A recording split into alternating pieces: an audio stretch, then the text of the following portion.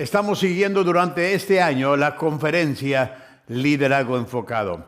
Te quiero invitar para el mes de julio, el día 27 de julio, vamos a hablar de las relaciones. Y le estoy llamando a esta lección el principio del 101%. Así que vente, aprende, tráete a tu equipo. Las puertas abren a las 6:30 y iniciamos con la conferencia a las 7. Así que esto se verá el 27 de junio. Te espero.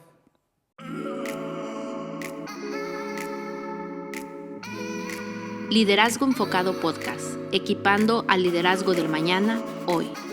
Principios, enseñanzas y conversaciones del liderazgo del Dr. Abel Ledesma. Este podcast agregará valor a los líderes que multiplican el valor de los demás.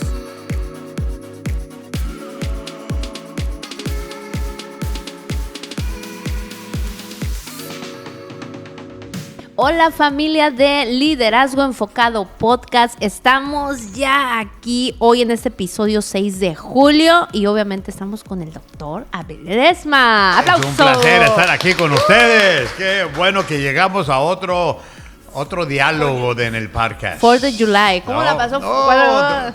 Comí de más en los hot dogs que no. Deliciosos, digo, toda una fiesta aquí en la iglesia siempre. Yo vi que llevaba para tu casa hot dogs también. Sí, para chivitas, tengo chivitas. Les llevé lunch. Pero estamos bien contentos, ¿verdad? Celebrando aquí el mes de julio. ¿Cómo lo ves? Muy, muy emocionados. Por cierto, mi cumpleaños es el mes de mi cumpleaños, así que no te olvides, Ana. Manden, por favor, sus regalos, gift card de Amazon. Sí. No, porque luego Lourdes mándale mi cuenta de SEO. Ya, ahí está, con SEO. Vamos a dejarlo ahí para su cumpleaños, para que se vaya a gusto en ese día tan especial. Pero hoy es un día bien especial, porque tenemos a alguien...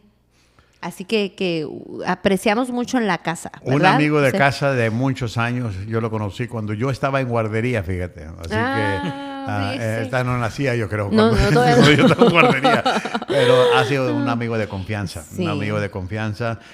Una de las cosas que a veces él ha venido, le digo, invítate a Joel para que me cubra un domingo, y ha venido en varias ocasiones a hacerlo. Uh-huh. y pues ahora lo tenemos de lujo aquí. Tenemos de lujo y voy a dar la introducción, sí, una breve introducción, pero ha de ser más por toda la trayectoria que hay en este hombre de Dios, que él es el artista de música cristiana, de alabanza, compositor. A ver, pastor, usted también es compositor, ¿no? Sí, pues a mí no me ponen eso. No. Músico y productor. Uh-huh. Él ha colaborado musicalmente con grandes personas como Marcos Witt, Marco Barrientos y Rojo. Actualmente pastorea en Centro Familiar Cristiano de Phoenix, Arizona, y con ustedes y con nosotros el pastor Joel Contreras. Bienvenido, Joel. Gracias, pastor. Qué bueno. ¿Cómo se siente salir del calor en julio de Phoenix? Pastor, salí del horno a la mesa ya. Listo. No, bienvenido aquí, gracias, Julio. ¿Cómo la ves? Muchas gracias. Sí. Estamos contentos de tenerte aquí con nosotros. Estamos bien contentos y gracias por estar aquí con nosotros y compartir un poco. Y vamos a entrar a una pequeña entrevista para que a muchos líderes, pastores, directores de alabanza escuchan este podcast, y yo creo que va a ser de mucha bendición conocer pues su historia, tu ministerio, todo lo que Dios ha hecho con tu vida. Y vamos a empezar como... Y antes de que empieces, porque me interesa mucho sentar la plataforma, yo he estado trabajando con él y su iglesia en mayordomía, así que he viajado a la iglesia, a la congregación de él, y cuando empezamos a platicar, él y yo, de ministerios, empezó a buscar asesoría. Me llama la atención porque, pues, la verdad, él está heredando un legado de su padre, que fue el pastor, ¿verdad? Pero ahora le toca a él, y pues se le atravesó también la pandemia, ¿no? Se le atravesó la pandemia y les da duro a las iglesias, como a todos nosotros fuimos causantes de todo eso. Pero lo que estoy viendo es que los desafíos dentro de la nueva generación son los mismos, pero las estrategias son diferentes. Sí. Y eso es lo que vamos a estar hablando con él, al estar enfrentándose a estos desafíos. Yo creo que como hijo de pastor, yo soy hija de pastor también, y creo también. Así que vamos tres aquí, somos hijos de pastor. ¿Y cómo es que tú te das cuenta? Porque obviamente uno nace viendo el ministerio de sus padres. Yo veo a mis padres y es la principal influencia, ¿verdad? De por qué hacemos lo que hacemos. Pero ¿cómo tú te diste cuenta y dijiste, sí, tengo un llamado a esto? Bueno, yo creo nosotros, bueno, hablo por mí, yo no conozco otra cosa. Es todo lo que sé hacer. He intentado otros trabajos. Trabajé en construcción, trabajé en ventas, trabajé en una bodega y no duraban los trabajos porque no me hallaba, no me sentía como que me estaba haciendo, no estaba haciendo lo que debería estar haciendo. Uh-huh. Y solamente en el ministerio era donde yo encontraba esa conexión, uh-huh, esa satisfacción, uh-huh, por decirlo así. Y a una muy temprana edad, cuando yo tenía 18 años, estaba por terminar la high school. Y estábamos en una reunión en una iglesia. Mi papá fue a predicar y fue todo el grupo de jóvenes a apoyarlo. Y en el altar me acuerdo que yo empecé a clamar al Señor y le dije, Señor, si esto es lo que tú quieres que yo haga, uh-huh, aquí está mi vida. Wow. Aquí está. Wow. Le dije, pero te voy a exigir tres cosas. Le dije, te exijo la unción de mi abuela, te exijo la unción de mi bisabuelo y te exijo la unción de mi padre. Triple unción. Sí, yo así le dije al Señor. Y mi papá me dijo después de que él estaba parado atrás de mí escuchando lo que yo estaba hablando, lo que yo le estaba pidiendo al Señor, porque literalmente lo estaba gritando, yo creo. Uh-huh. Y me dijo que esa noche llegó a la casa y le dijo a mi mamá, necesitamos soltar la patria potestad sobre Joel. Él es de Dios. Y lo que Dios va a hacer en su vida va a ser lo que él tiene planeado, y él está consciente de eso, y él se está comprometiendo con Dios para hacerlo. Desde ese momento en adelante, Dios empezó a abrir puertas, Dios empezó a cerrar otras puertas, porque yo iba rumbo a la música. Yo iba a estudiar música y estaba por meterme en la universidad a estudiar música, pero el Señor abrió la puerta para irme a la Ciudad de México, al Instituto Bíblico. Me ofrecieron beca de la nada, no me conocían, nadie sabía quién era, me ofrecieron una beca y le hablé a mi papá ahí mismo, le hablé, ¿cómo la ves? Me dice, mijo, ven por tus cosas y a donde Dios te quiera llevar. Y desde ahí hasta acá, pues no he sabido hacer otra cosa, y la verdad, tanto mi esposa como yo nos hemos sentido satisfechos en lo que estamos haciendo, porque vemos la obra de Dios, vemos el fruto de lo que estamos haciendo, el fruto de nuestro trabajo, y el fruto de lo que Dios está haciendo en las vidas de la gente.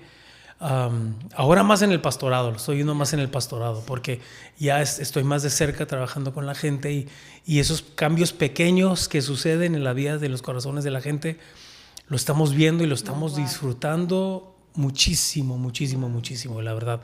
Y Dios nos ha puesto en una congregación con gente lindísima gente que amaron a mis papás, los siguen amando, los siguen honrando. Y pues, ¿qué más? Como hijo, ¿qué más puedo pedir, no? De estar en un lugar así. Y gracias a Dios por eso. La función de un pastor, cualquier pastor, se define y se inicia con el llamado. Si no hay ese llamado, puedes querer ser pastor y lo vas a lograr. Pero va a haber consistencia, va a haber aguante, va a haber las ganas del siguiente día levantarte y seguirle. O patitas, ¿para qué te tengo? Vámonos. Porque todo el mundo, y si le pregunta a todos aquellos que tienen pastoreado, pero no tienen un llamado, ¿cómo sufren?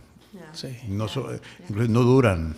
Uh-huh. Se les viene para abajo. O llegan a la cima, pero como no llegaron por la manera correcta, no tienen un cimiento donde sostenerse. El llamado es el cimiento. Wow. Tú eres hija de pastor, él es hijo de pastor, yo soy hijo de pastor, y yo creo que desde pequeños sabíamos que Dios trató con nosotros en ciertas áreas que, pues, por más que uno le diga a Dios no, Dios dijo, mira, mis caminos son mejor que los tuyos, así que hazme caso. Y porque yo también tuve la misma experiencia, pero me gustaba porque el modelo que teníamos nosotros eran nuestros padres. Y qué chévere, mira cómo Dios los usa. Y Señor, yo quiero servirte así. Y quiero eso. Pero ya a la hora de la realidad, no, Señor, olvídate lo que te dije. Mira, mejor dame otra ruta, otro camino. Pero Dios dice, no, yo para esto te traje, para este tiempo te estoy preparando. Y la verdad, si te pones a pensar, Dios nos puso en un lugar donde se nos está dando una escuela todos los días a través de nuestros padres. Ahora, eso no quiere decir que todos los pastores van a tener hijos pastores, pero Dios sí sabe escoger a quién va a levantar del rebaño. Sí. ¿Por qué? Porque si te pones a fijar, David fue pastor, pero David no era el primer pastor, era su padre. Por eso tenía todo el chivero que tenía y todas las ovejas que tenía, ¿verdad? Y sus hermanos se fueron graduando, pero yo creo que muchos decían, pues no es para mí eso. No es para mí, yo le tiro a otro. David era el único que estaba siendo fiel a lo que Dios le había llamado a ser. Y es algo que lo veo en Joel, que llegó un momento en definirse del llamado que ya Dios tenía para él. Sí.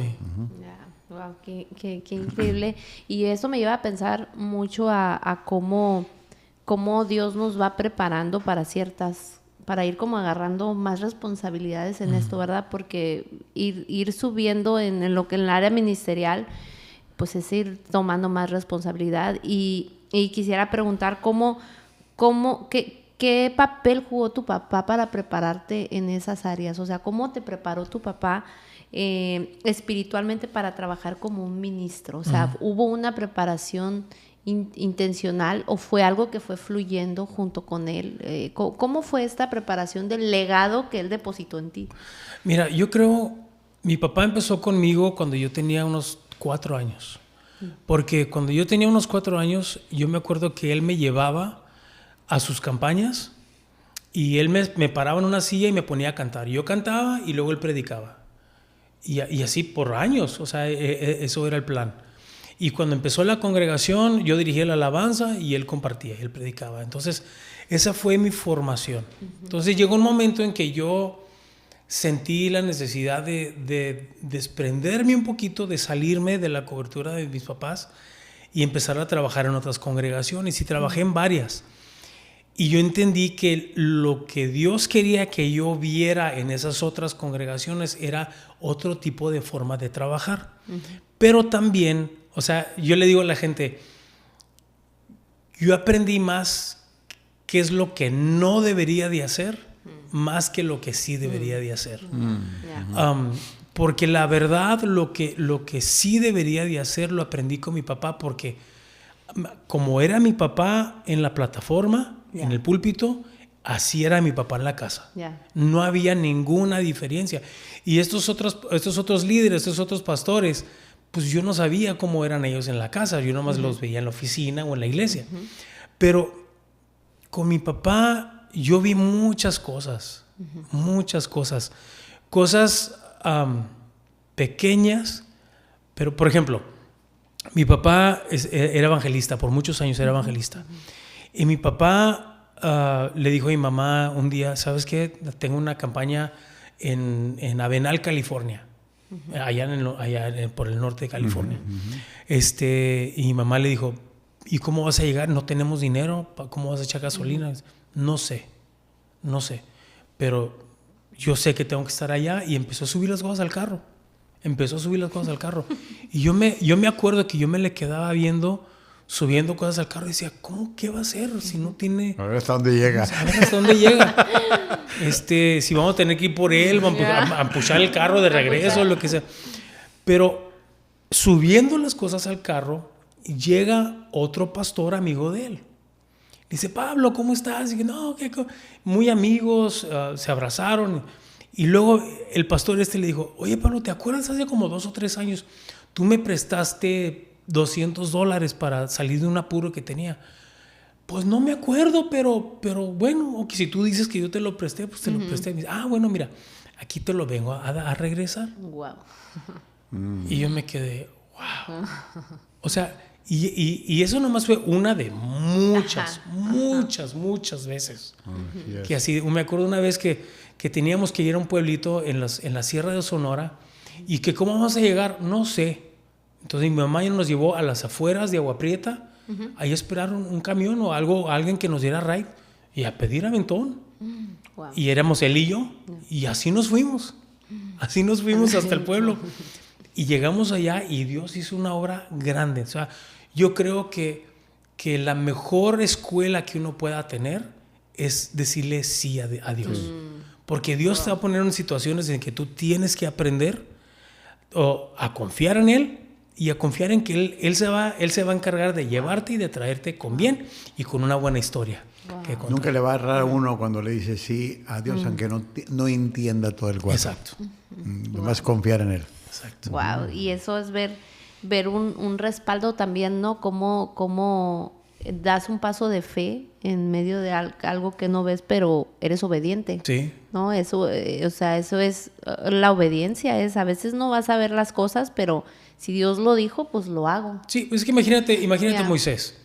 Moisés, que salió de Egipto, conocía la casa del faraón. Él sabía cómo corrían las cosas ahí. Y Dios le está diciendo de que regrese. Es que si yo regreso, va a pasar esto y esto. Me van a hacer esto y esto y esto. Yeah.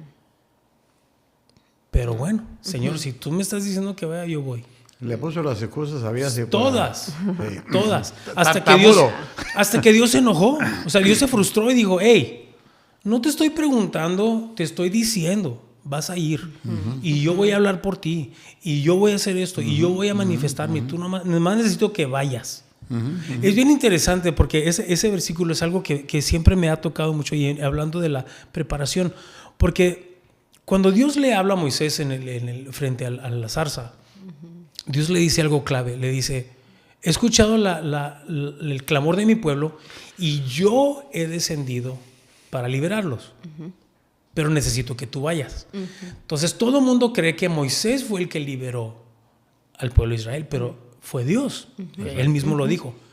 Yo he bajado para liberarlos. Todo el trabajo del ministerio es Dios. Yeah. Uno nomás está ahí ahora, como se dice en inglés, ¿no? Along for the ride.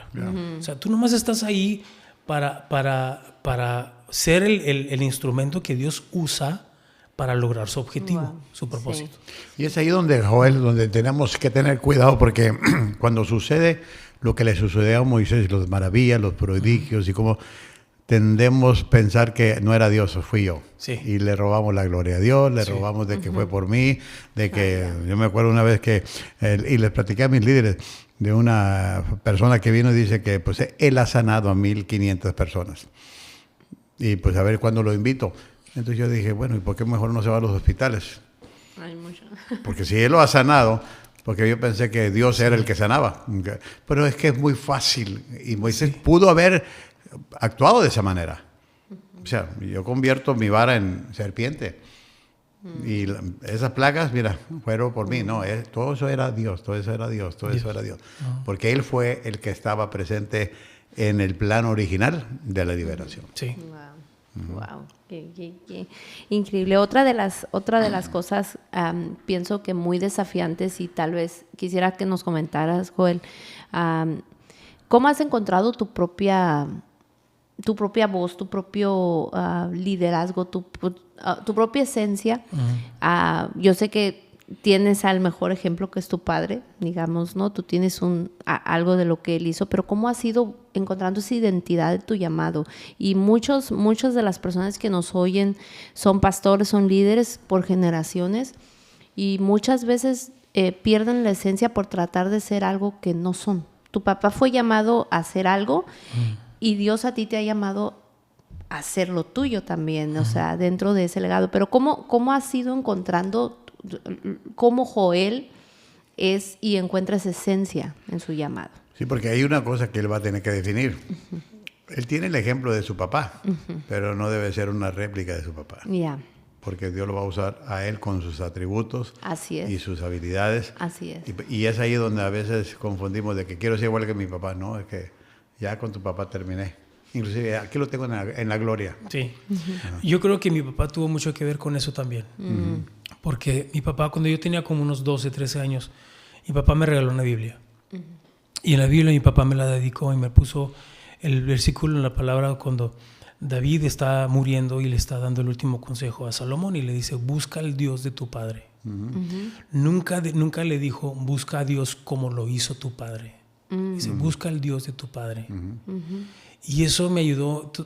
Desde ese momento empecé a crecer y empecé a ver y me empecé a dar cuenta de que Dios no quiere, nunca quiso que yo fuera como mi papá.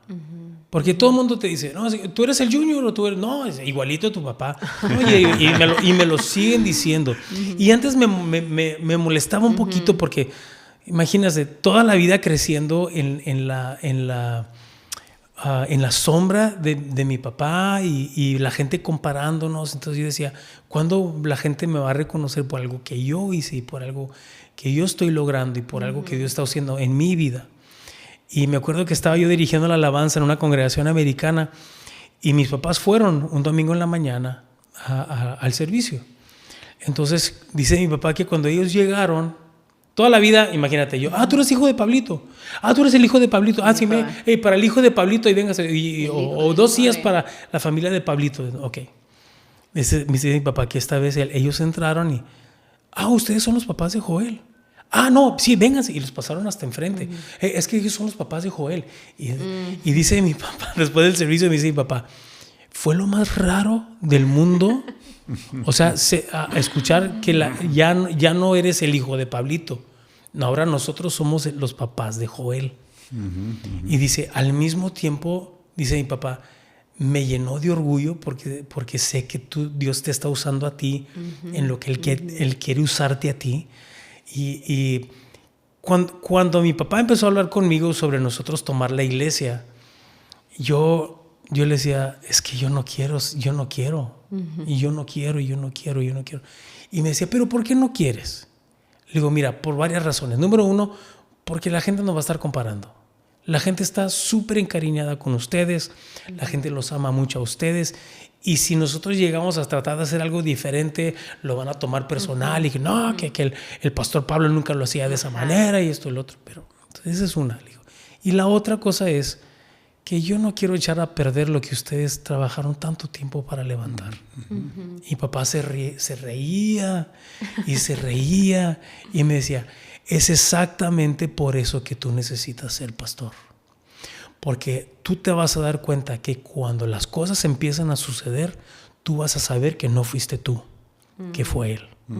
Que no es mi legado, no es el legado de tu mamá, es Él trabajando como Él tiene que trabajar en el momento en que lo tiene que hacer. Entonces, desde ese momento yo le dije, ok, si así es la cosa, ok. Y yo le digo después, yo sentí que tú y Dios, le digo, me esquinaron, me arrinconaron. O sea, tanto tú y como Dios me pusieron en contra de la pared y no me quedaba de otra. Pero ahora estoy viendo de que yo le decía a la gente, teníamos 6 meses de pastores y me preguntaron, ¿cómo te sientes ahora de pastor? Le dije, mano, yo le corrí al pastorado por 20 años. Yo no quería ser pastor. Y en los 6 meses que tenemos pastoreando, he sentido más satisfacción personal, profesional, por decirlo así, en estos 6 meses de pastorado que lo que yo sentí en todos los 20 años haciendo música. O sea, si no vuelvo a cantar, si no vuelvo a agarrar una guitarra, si no vuelvo a meterme en un estudio a cantar delante de la gente, no hay problema. Esto es lo que verdaderamente yo sé que es lo que debería de estar haciendo. Yo he estado en tu iglesia y he estado entre tus líderes y he visto la manera en que te han abrazado y que te respetan. Muy poco me hablan de tu papá y lo que me han hablado tienen un aprecio increíble hacia tu papá, pero están viviendo el presente contigo, ¿verdad? Porque lo que veo, la entrega, lo que quieren hacer, habla bien de tu liderazgo, de que te han aceptado, y eso se ha ganado con el tiempo, y ya tú pusiste tu estampa. Tu papá es el pastor fundador, el pastor presente es Joel, y eso te lo has ganado tú y tu esposa, y habla bien de tu liderazgo. Así que yo creo que has encontrado tu nicho ya dentro de ese llamado. Ahora hay mucho más que hacer en todo lo que... Ya después de la definición y después de ubicarte bien, bueno, que ahora, Señor, ¿para dónde le apuntamos? Y eso es lo que estás haciendo, porque veo que están siguiendo tu liderazgo. Inclusive ellos te movieron a hacer lo que ahora están haciendo. Sí, ellos. Y, o sea, otra vez, yo creo que mi papá también tuvo mucho que ver con eso, porque cuando recién fue la transición, la gente iba con él. hermano pastor, queríamos hablar con usted y necesitamos un consejo, y los paraba. ¿Y habló con el pastor? No, pues no, él es el pastor ahora. Él. Wow. Y cada vez que mi papá llegaba a la iglesia, que me miraba, que había otra gente de la congregación, él nunca me llamaba por mi nombre, nunca me decía, mijo, pastor. Siempre pastor, pastor, pastor. O sea, dándome ese lugar, y la gente lo notó, y fue cuando empezó la gente también a voltear sus ojos, ¿no? Y gracias a Dios, el Señor nos ha dado gracia, nos ha dado favor con la gente. Y sí, la gente está animada, súper animada, trabajando. Me hablan por teléfono, pastor, ¿y si hacemos esto y esto y esto? Dale. Pastor, me hablaron el otro día que si podía ir usted a orar por un enfermo al hospital. Pero yo les dije, no tiene que ir el pastor, yo puedo ir. Sí, no. ¿Y qué pasó? No, se murió la persona, pero fui y oré. No quedó. No, pues está bien. Tú fuiste el ujier el Señor te usó de todos modos. Wow, qué hermoso, qué hermoso ver esto de cómo, porque eso es algo saludable, o sea, lo que tu papá está haciendo en una transición. Desgraciadamente, muchas iglesias sufren en esta etapa porque no se hacen como debe ser. Sí. Entonces, por eso el no hacerlo de la forma saludable, de la forma correcta, atrofea todo el tiempo invertido. Pero cuando hay esta salud, esta sanidad en tu papá, en este caso, decir, ¿sabes qué? Los ojos ahora no están puestos en mí.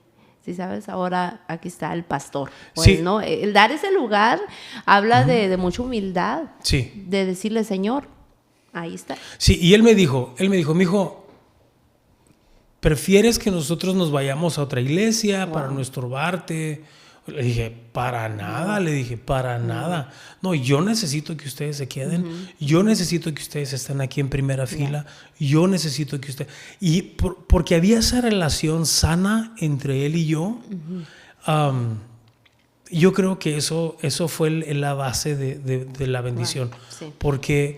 Porque sí, o sea, mis papás iban, se sentaban enfrente, mi papá sacaba el cuaderno, empezaba a hacer apuntes en las prédicas, no sé qué tanto apuntaría, ¿no? Pero a lo mejor estaba escribiendo una receta, ¿no? De cómo hacer carne asada. Pero sí, pero dio delante de la gente vio, ok, pues si el pastor le tiene confianza a este muchacho que no tiene nada de experiencia, que no tiene... es su primer pastorado, pues entonces hay algo aquí, algo vio él. Vamos a... Una de las cosas que yo veo también es que tu papá preparó una plataforma increíble y la tomaste, pero tú fuiste responsable porque lo viste con seriedad lo que Dios y tu papá hicieron, esquinearte. Y dependía ahora del éxito tanto de Dios, del legado de tu papá, pero ahora la responsabilidad de Joel. Sí. Porque yo conozco, aquí en San Diego hay una iglesia muy conocida, que no voy a mencionar, increíble, creció, compraron propiedad, el pastor decide renunciar, se la deja a su hijo, y su hijo hizo muy buen trabajo de traerla para abajo. O sea, no logró el momento que su papá le dio, la plataforma que le dio, y porque requiere una responsabilidad. Ahí no podemos culpar ni al papá ni la plataforma, simplemente porque tú ya tienes la batuta, ¿qué vas a hacer? Tú ya tienes la pelota, ¿a dónde vas a correr? ¿Vas a correr hacia el extremo para meter gol o te vas a meter un alto gol? Sí. Entonces son cositas que yo veo y lo veo en tu liderazgo, que ahí estás, al pie del cañón, estás tomando, porque ahorita ya tu papá pues está en la presencia del Señor. Pero desde que él estaba allí y aún después de que Dios se lo llevó, ahí estás, asumiendo esa responsabilidad. Y la iglesia tiene su identidad porque Joel adquirió esa responsabilidad. O sea, dijo, pues 6 meses me están definiendo mi vida que 20 años de músico. Sí. Wow. Y eso habla mucho de tu compromiso. Sí, yo creo una de las cosas claves que logró es ganarnos a la gente. Fue que mi esposa y yo decidimos que en todo momento, en cualquier circunstancia, donde estuviéramos, honrar a mis papás. Honrarlos. Y la congregación también los honraba. Cuando mi papá se jubiló, la iglesia les pagó unas vacaciones a Hawái y les dio una ofrenda y les seguimos dando su salario. Entonces, claro. Y luego, cuando falleció mi papá, pues yo me acuerdo que cuando estábamos en el hospital, de las últimas veces que lo vimos, él ya no podía hablar. Y yo me acuerdo que él nomás le agarraba la mano a mi mamá y me miraba a mí y apretaba la mano a mi mamá. Yo entendí que él estaba preocupado por mi mamá. Porque en esos momentos, yo sé que no estaba preocupado por la iglesia. Estaba preocupado por mi mamá. Yo me le acerqué y le dije, mientras que mi mamá esté con nosotros, no le va a faltar absolutamente nada. Ella la vamos a cuidar, no le va a faltar nada. Cuando mi papá fallece, la iglesia decide seguirle dando el salario de mi papá, se lo seguimos dando a mi mamá. O sea, para su sostén, para... Ellos empezaron la iglesia, ellos comenzaron la congregación. O sea, fue lo mínimo que pudiéramos haber hecho. Entonces, la misma iglesia vio nuestro corazón de querer honrarlos a ellos, y eso también ayudó mucho a ganarnos ese pedacito de su corazón, ¿no? de la congregación. Y lo seguimos haciendo hasta el día de hoy, ahora que estamos hablando de la campaña de mayordomía. Yo le digo a la congregación, hermanos, mi papá tenía unos sueños para cómo él quería la iglesia, le digo, y la gente empiezan a voltear así, y si de repente les digo, no lo vamos a hacer así, pero mi papá tenía sueños. Se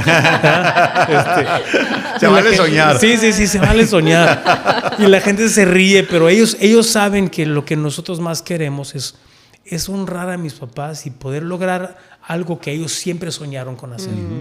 ¿Por qué no hacerlo? Wow, y eso me lleva a pensar en antes de cerrar esta parte, ahorita vamos a ir un pequeño receso y vamos a hablar un poco del liderazgo, pero antes de cerrar, ¿de qué manera percibes que Dios está trabajando? Porque son otros tiempos, ¿no?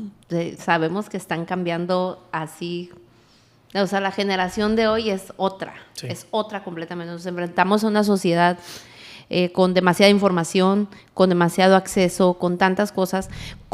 ¿En qué manera percibes que Dios está moldeando a la iglesia hoy? ¿De qué forma Dios está hablando, tratando a la iglesia? ¿Tú cómo lo ves con tu iglesia, con tu liderazgo de hoy? O sea, ¿de qué manera Dios está trabajando ahí?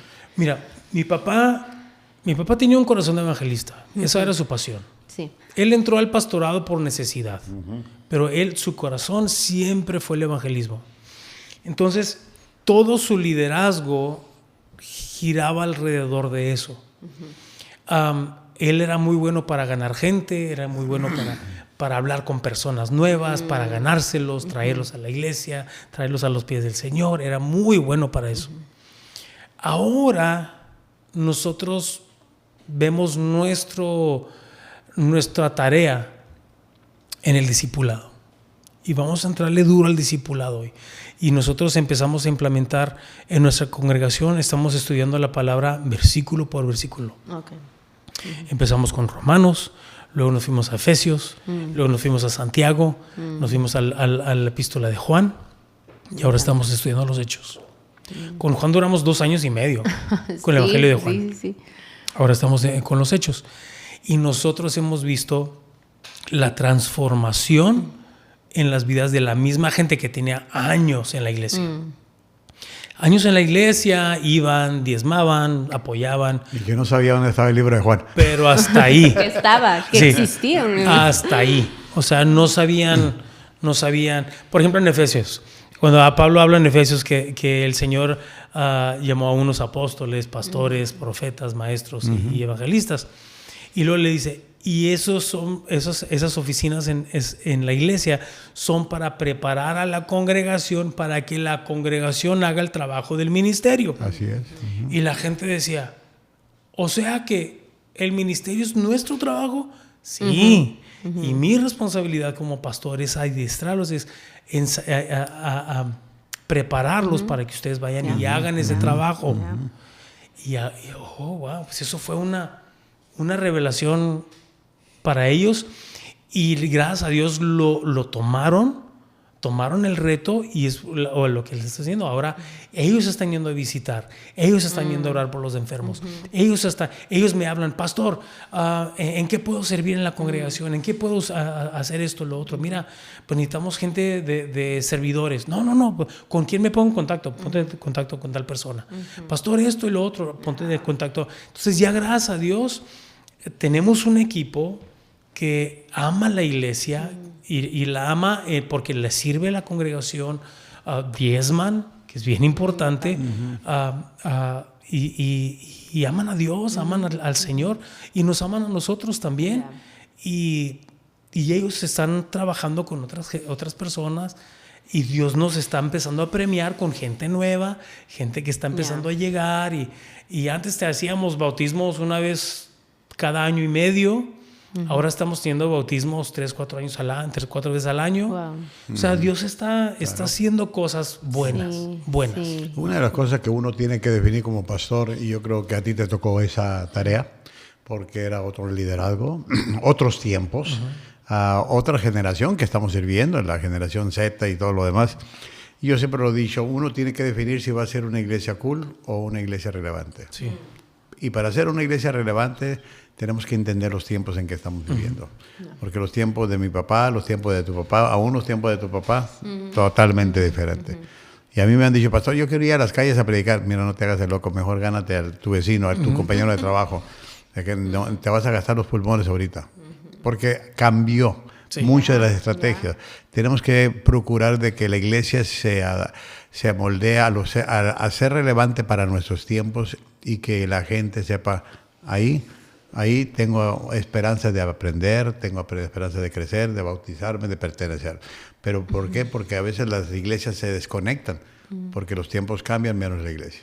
Y yo creo a ti te ha tocado vivir esa transición. Sí, de hecho ayer cuando estaba en el aeropuerto por venirme, me escribió un chavo y me dice, pastor, ¿cómo puedes saber para qué son los viajes misioneros? Me dice, ¿para qué son los viajes misioneros? Le digo, mira, los viajes misioneros sirven de función para que una persona vaya y sirva en otra cultura, digo, salga de su casa y sirva en otra cultura, y para saber si Dios realmente lo está llamando a eso, al ministerio, a servir a otros. Digo, y me dice, ¿y cómo puedes saber si una persona realmente quiere ir para hacer eso o si nomás quiere unas vacaciones pagadas por alguien más? Digo, es bien fácil. Mira a la persona. Si la persona sirve en la congregación, si la persona evangeliza en su congregación, en su comunidad, si la persona y te viene y te dice, pastor, es que siento como que Dios me está diciendo que vaya a un viaje misionero, adelante, y yo te apoyo. Pero si la persona no hace nada, si le hablas para que sirva en algún área y nunca quiere, o sea, y si así, quiere ir a Europa. Sí, quiere ir de misiones a Hawái. No. Él dijo, mira, métete en la cocina, ayúdanos a limpiar allá. A los baños. Empiece aquí. En casa, ¿verdad? Sí. Creo que es un reto y es un reto bien grande el activar a las personas, la verdad, y que hacerles ver de que, oye, sentado en la banca no vas a crecer. Sí. O sea, ponle que digas, pues el hermanito se porta bien, llega al cielo, pero nunca vas a crecer, nunca vas a madurar espiritualmente.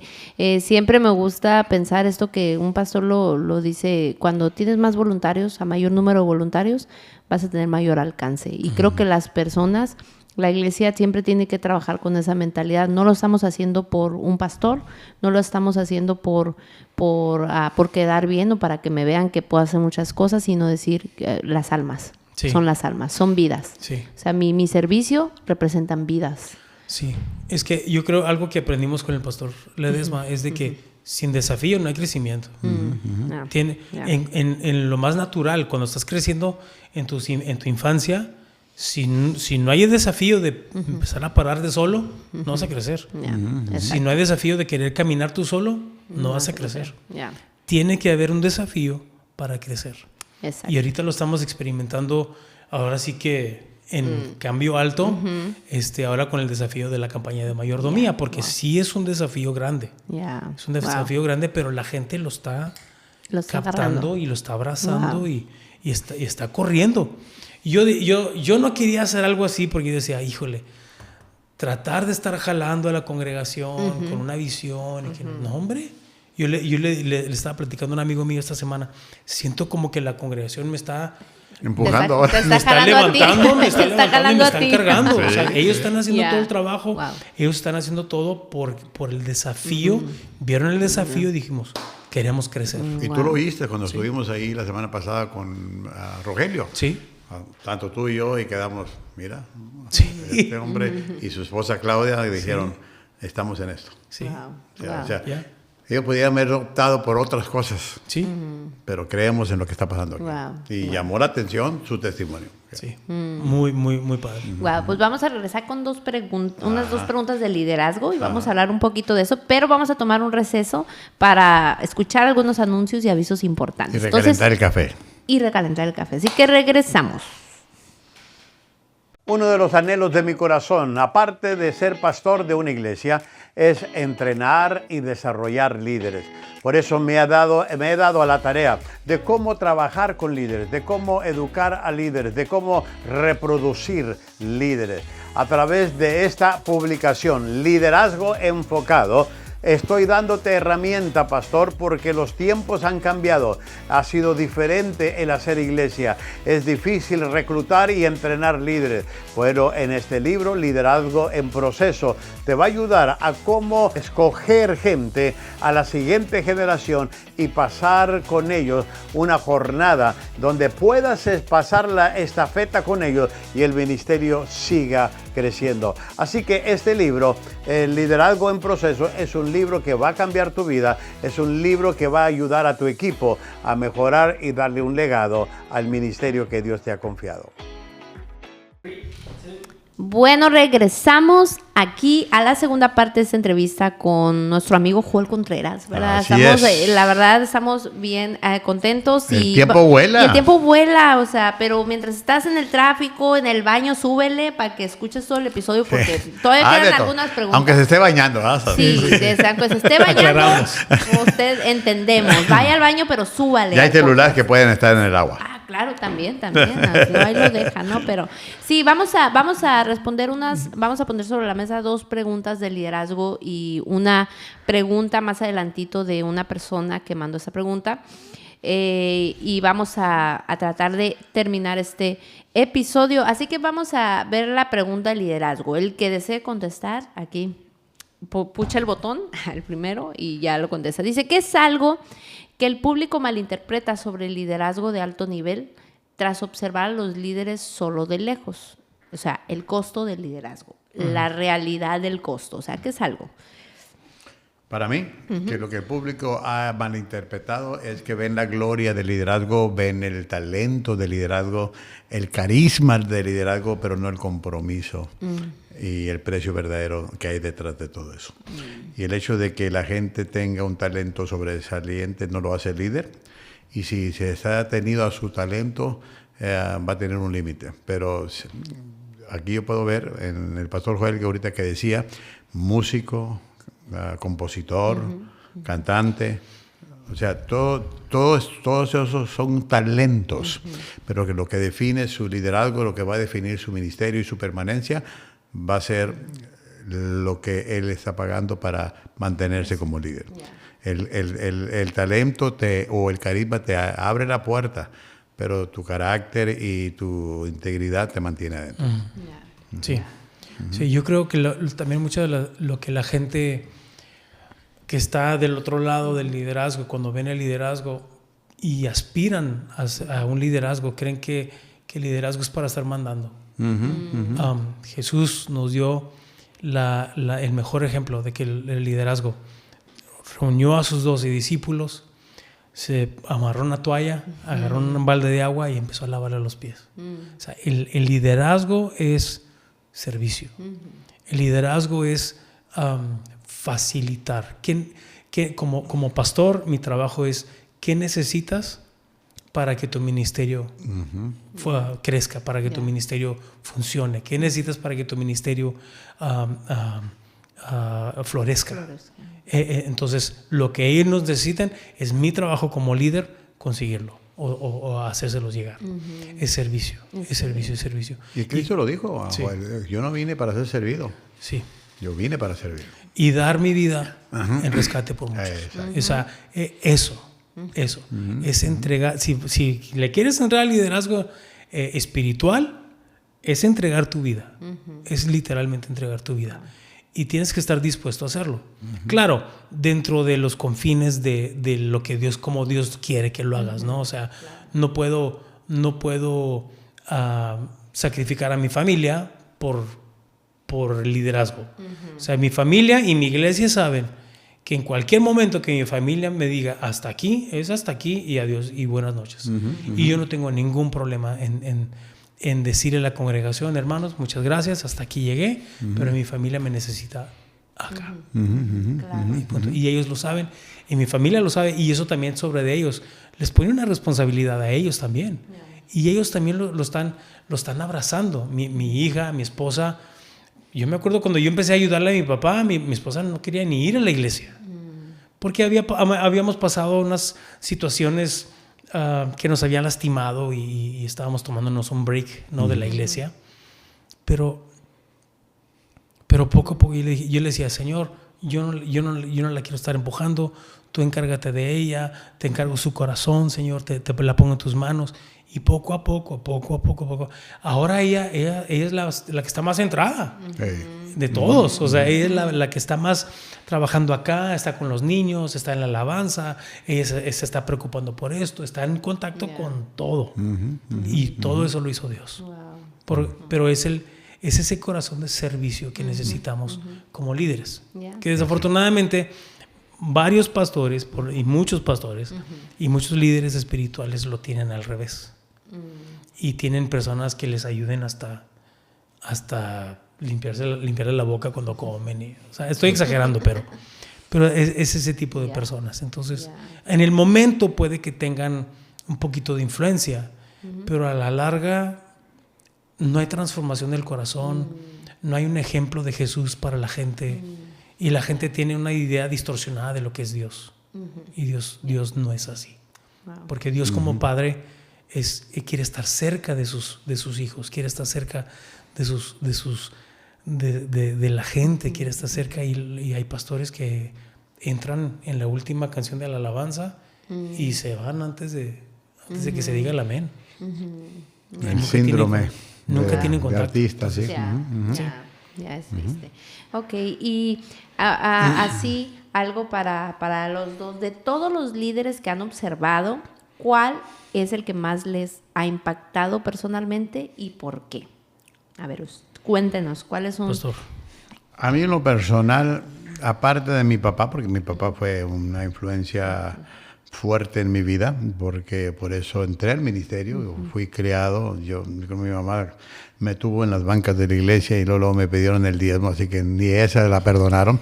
Pero creciendo, pues miraba a mi papá, miraba cómo Dios lo usaba, la unción que él tenía, la entrega que él tenía, el compromiso. Él fue el que influenció. Pero puedo decir que hay otra etapa en mi vida que me ayudó a ser lo que ahora soy, y es John Maxwell. Que cuando llegué a pastorear, no queriendo pastorear, porque a todos los que somos pastores con un llamado, la meta es que no quería pastorear, porque pues sabíamos de dónde veníamos y a qué es lo que estamos tirándole. Pero yo caí en un lugar sin saber cómo hacerlo, porque la única escuela que yo tenía era la de mi papá. Entonces yo dije, yo no quiero pasar por lo mismo. Pero cuando llegué a Skyline, a los 6 meses llega John Maxwell.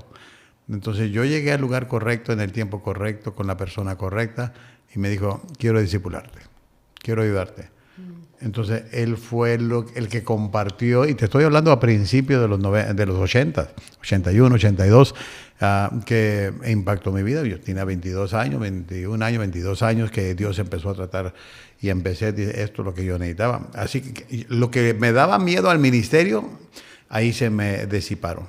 Porque cuando empecé a tener principios que pude aplicar, se me hizo más fácil el ministerio. No que se me fueron todos los problemas, se me hizo más fácil para lidiar con ellos, porque le entendí un poquito más, y ellos dos fueron para mí claves. Sí, para mí igual, aparte de mi papá, que fue la mayor influencia, la influencia mayor, Va a sonar raro, pero Emanuel Espinosa. Emanuel Espinosa, porque he viajado con diferentes ministerios grandes, he trabajado con ellos y la verdad aprendí bastante con ellos. Pero lo que más aprendí con Emanuel fue que cuando ya dejé de trabajar con ellos, Emanuel fue el único que me seguía hablando. Y dice, ¿cómo estás? ¿Cómo andas? ¿Cómo te sientes? ¿Cómo está tu salud? ¿Cómo está tu familia? Hasta la fecha, yo no viajo con ellos regularmente, pero estamos en un chat donde está Emanuel y casi todos los días, y son puras tonterías lo que nos escribimos. O sea, puras tonterías, pero está ese contacto. Y en Emanuel yo vi a lo largo de los años, nos conocemos desde niños, Emanuel y yo, y a lo largo de los años lo que he visto en Emanuel es una consistencia en su relación con Dios. O sea, en su relación con Dios, con su relación con su familia. En vez de hacer esto, que es lo que nos pasa casi a todos, él siempre va así. O sea, no así de una, pero poco a poco, pero es consistente. Y es consistente. Entonces yo veo eso en él y yo digo, híjole, yo quiero ser así. Yo quiero ser así. Te inspira. Claro, porque imagínate, la música cristiana, como la conocemos ahora, fue gracias a él. Él fue el que la revolucionó. Dios lo usó. Somos de la misma edad. Entonces yo digo, si él logró hacer todo esto y aún así me sigue mandando memes tontos y nos reímos de cualquier tontería, yo quiero hacer así. Yo quiero hacer así. Quiero que mis hijos, quiero que mi hija, así como los hijos de él, que en cualquier situación, en cualquier momento, su primera llamada es su papá. Su primera llamada. Y yo quiero eso. Yo quiero preocuparme para que cuando el Señor me llame a su presencia, que la gente no diga, fue un gran pastor, o fue un gran líder, o fue un gran esto, fue un gran otro. Yo quiero que la gente diga, fue un buen esposo y fue un buen papá. Eso es mi sueño. Todo lo demás, guárdense. Yeah. Wow, qué increíble. Hay una pregunta, hay una sección aquí que tenemos siempre, preguntas que mandan las personas al podcast, y yo voy a lanzar esa pregunta de Eduardo Castro de Mexicali, y dice, ¿cuál creen ustedes que es la cualidad más importante que un líder debe desarrollar para ganarse la confianza de las personas? ¿Cualidad? Hay dos cosas que siempre abogo dentro del liderazgo.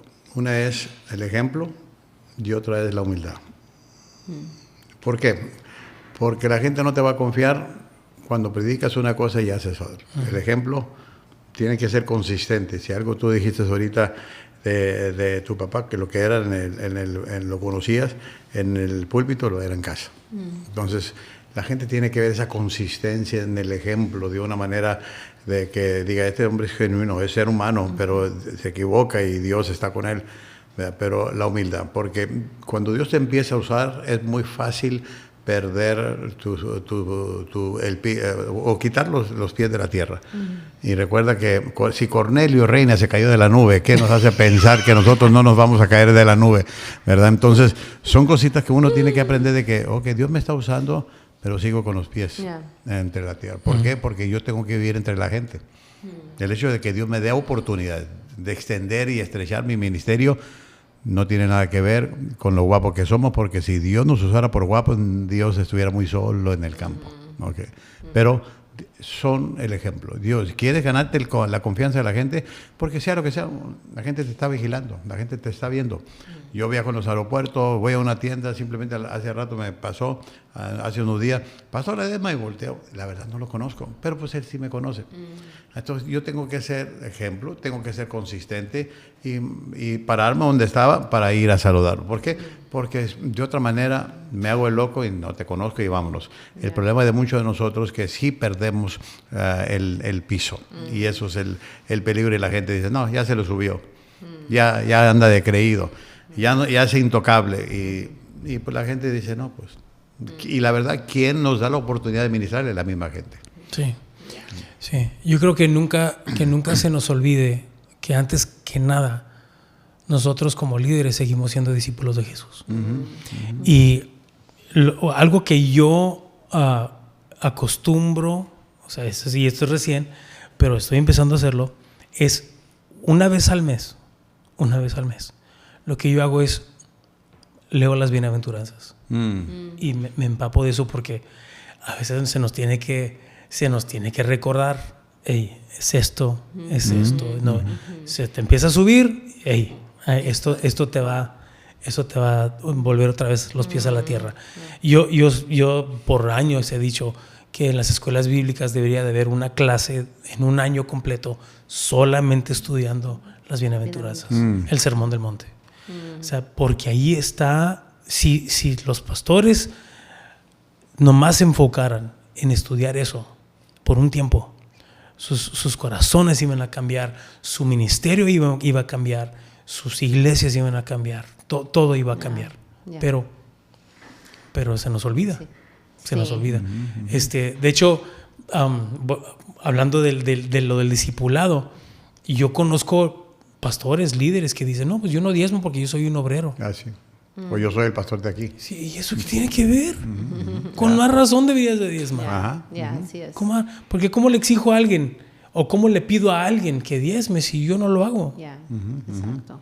¿Cómo le puedo pedir a una persona que me demuestre el amor a su iglesia cuando ni siquiera yo lo hago? Aunque todos lleguen temprano, pero yo llego tarde. Exacto. Exacto. Okay. No, pues sí, ¿no? Así que pórtense bien. Hagan caso. Pórtense bien, hagan caso. Porque si no, bueno, cualquier pregunta, cualquier duda pueden enviarlo a los comentarios. Y pues ya llegamos al final, pero hay una sorpresa. Espérense, no se vayan porque va a estar bueno el cierre. Hoy va a ser un cierre diferente, ¿verdad, Pastor? Claro que les va a gustar. Sí, les va a gustar. Los vamos a imponer que no. Va a tener que venir seguido. Sí, va a tener que venir, a ver cómo, pero va a venir. Nada más, antes de pasar al cierre, recuerden que viene a nuestra conferencia el lunes 27 de julio, el principio del 101%. Ese es el tema, ¿verdad? Relaciones, hablando de relaciones, ¿verdad? ¿Sabes de lo que trata ese principio? A ver, díganos. Encuentra ese 1% que estás de acuerdo con la gente y dale tu 100%. Wow. El principio del 101. Porque no vamos a estar de acuerdo con todos. No. Pero además encuéntrale ese 1% que sí puedas estar de acuerdo, pero dale tu 100. Wow. Sí. A eso. Wow. Va a estar muy bueno. Lunes 27 de julio, recuerden que la entrada es libre aquí en Centro Familiar Cristiano. Las puertas se abren a las 6:30 de la tarde y nos pueden ver online en liderazgoenfocado.com. Así que no se lo pierda, va a estar muy bueno. Y también les recuerdo que el episodio 176 va a ser cómo diferenciar entre los jugadores y los que pretenden ser. Ese tema también está muy bueno, que va a ser el próximo lunes. Así que nos ayudan bastante dándonos like, dejando sus comentarios, compartiendo los videos y todo. Así que vamos a despedir este segmento de otra forma. Con broche de oro. A usted le gusta mucho esta canción. A mí me encanta. Y una área que no tocamos mucho con Joel Contreras fue todo lo que trae musicalmente, su conocimiento, su educación.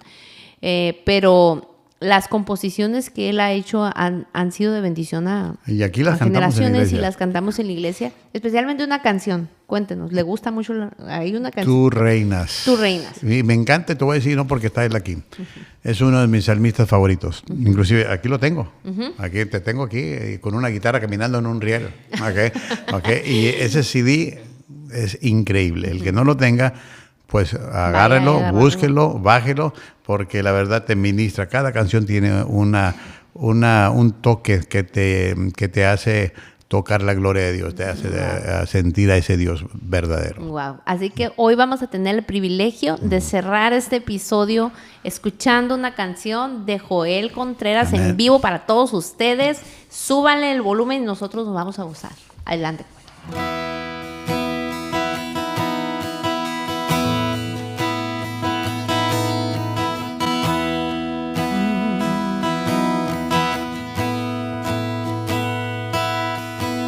Tú, Dios de la creación, digno de adoración, Cordero vencedor.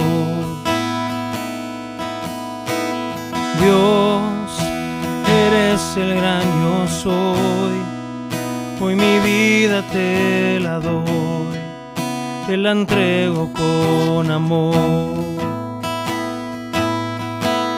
Tú, mi fuerza y poder, das vida a mi ser.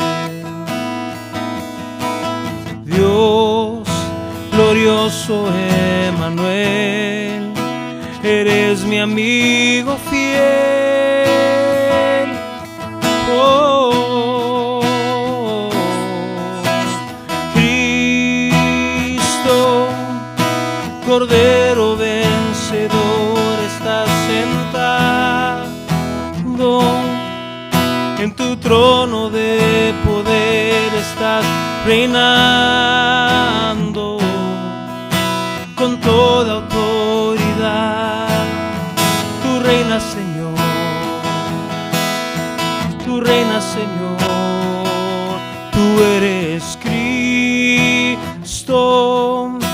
Cordero vencedor, estás sentado en tu trono de poder, estás reinando con toda autoridad. Tú reinas, Señor,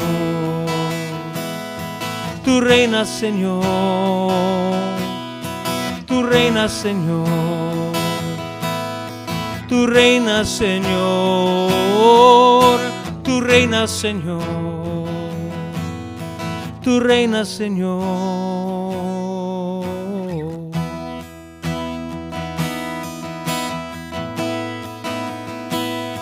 Tú reinas, Señor.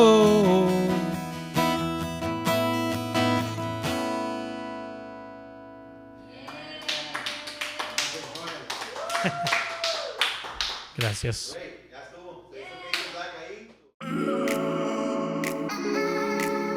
Enfoca su liderazgo. Regálanos un like y suscríbete y comparte al Liderazgo Enfocado Podcast. De igual manera, te animamos a suscribirte a nuestro canal de YouTube. Y por último, visita liderazgoenfocado.com para obtener más información sobre el Dr. Abel Ledesma. Gracias por escuchar Liderazgo Enfocado Podcast, equipando al liderazgo de mañana hoy. Buenas tardes, te saluda Abel Ledesma. Es un placer poder llegar a ustedes con una noticia agradable a mi corazón. Mi próxima publicación, 10 principios que transforman. En este libro hay una nueva presentación de la manera en que Dios quiere que tú sigas creciendo. En estos 10 principios que transforman son los 10 mandamientos originales de Dios. Quiero poner en tus manos este libro para que ayudarte a cambiar, ayudarte a mejorar, ayudarte a enriquecer tu vida y claro, ayudarte a transformar áreas de tu vida que Dios quiere mejorar. Si cada uno de nosotros tomamos en serio los mandamientos de Dios y lo aplicamos como principios a nuestras vidas, tu vida y la mía va a cambiar. Así que espéralo pronto, haz tu orden, ordénalo ya, inclusive cómpralo para que puedas tener en tus manos una herramienta que sé que transformará tu vida. 10 principios que transforman.